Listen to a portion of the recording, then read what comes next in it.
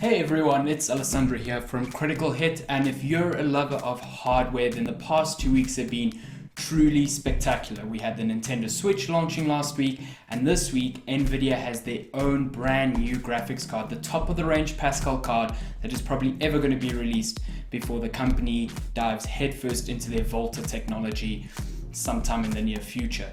So what we've got here is the Founders Edition of the GTX 1080 Ti, essentially a rebranded Titan X card that just has faster memory, a whole lot more of it in comparison to the 1080, and ultimately the fastest card you're going to get from this range. So let's just open it up here. Nvidia sent us the Founders Edition of the card.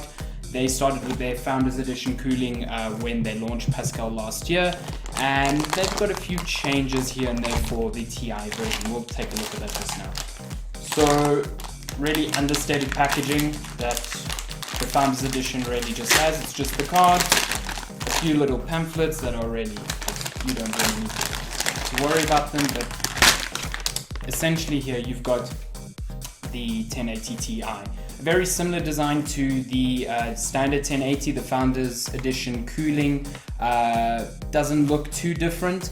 It's got a bit of a darker shade, I'd say, but overall, visually, not too different. What is different is that Nvidia have stated that they have gone into the cooling mechanics behind this, especially some of the airflow, and they've managed to increase its cooling performance and reduce some of the noise. So you're going to see around 5 degrees cooler running at your top clock speeds of exceeding 2 gigahertz, and apparently a lot quieter as well, so not too sure.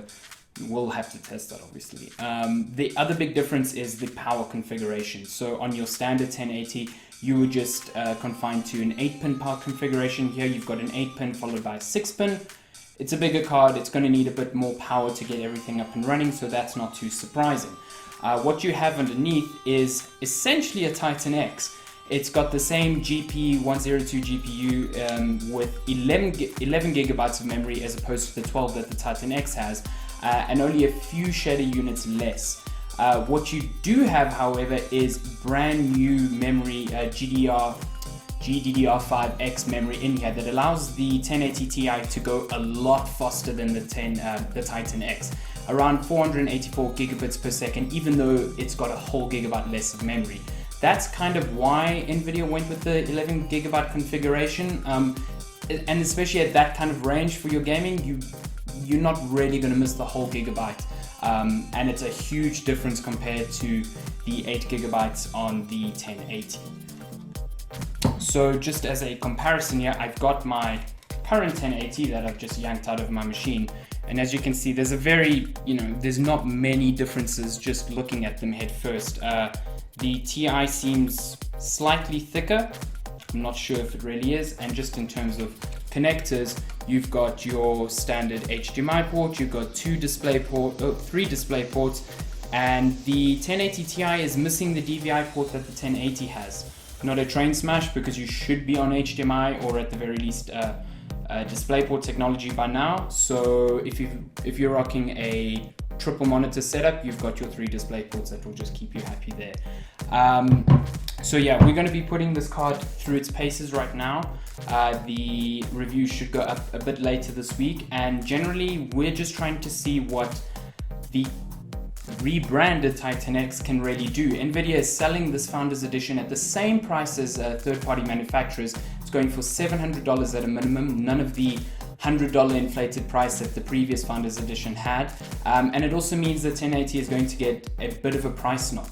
But the real question is whether this can keep paces with the Titan X, because when you look at the Titan X, which costs $1,200, you're essentially hopefully getting the same performance in a card that costs half as much, and that is also geared far more towards gaming with its driver setup and its performance. So I'm really looking forward to getting this going with some newly released titles and some older titles that we spent time with on the 1080 to really see what a performance jump you're going to get, and whether this might be a viable upgrade instead of waiting for Volta, which might be over a year away. So keep it locked to Critical Hit for everything about the 1080 Ti.